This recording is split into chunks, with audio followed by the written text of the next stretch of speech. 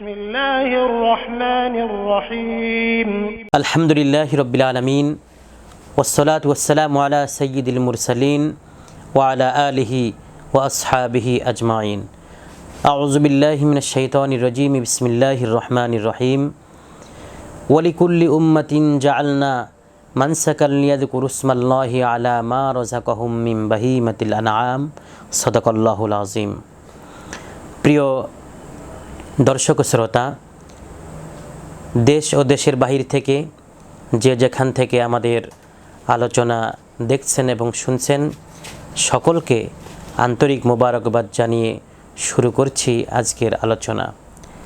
প্রিয় দর্শক শ্রোতা, আজকের আলোচনার বিষয়টা হলো আপনি কার নামে কোরবানি দিবেন।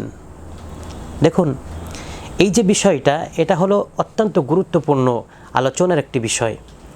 তার কারণ হলো, আমরা যারা কোরবানি করি, অনেক টাকা পয়সা খরচ করে আমরা কোরবানি করি, কিন্তু সামান্য একটু ভাষাগত ভুল হওয়ার কারণে আমাদের কোরবানিটা সহি হয় না।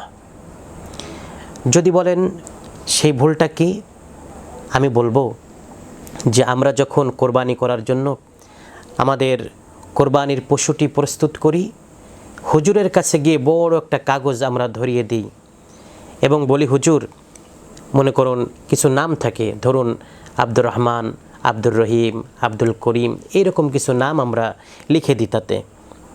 তো এই নামগুলো লিখে দিয়ে হুজুরকে বলি, হুজুর, অমুক অমুক নামে আমি কোরবানি করতেছি।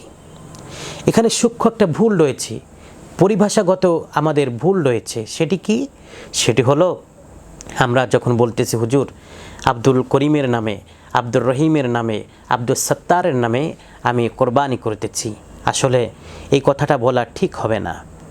কথাটা হবে এমন যে, হুজুর, আমি আব্দুল করিম, আব্দুর রহিম বা আব্দুল সত্তার, এরকম যার যেরকম নাম আছে সেই তাদের পক্ষ থেকে বলতে হবে যে আমি তাদের পক্ষ থেকে বা আমরা অমুকের পক্ষ থেকে আল্লাহর নামে কোরবানি করতেছি।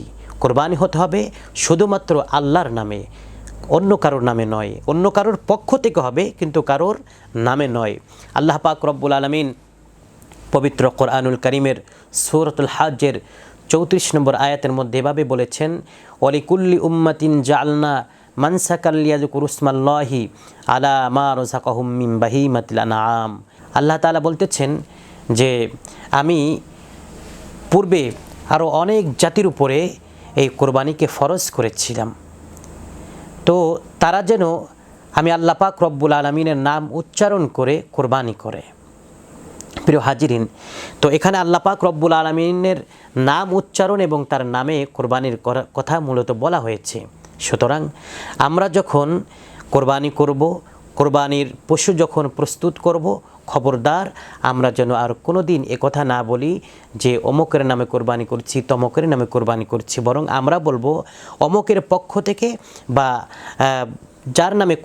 যার পক্ষ থেকে কোরবানি হবে, এভাবে বলতে হবে যে অমুকের পক্ষ থেকে আমি কোরবানি করছি, নট অমুকের নামে। এটা বলা যাবে না, বরং আল্লাহর নামে অমুকের পক্ষ থেকে কোরবানি করছি, এটা আমাদের প্রত্যয় হতে হবে।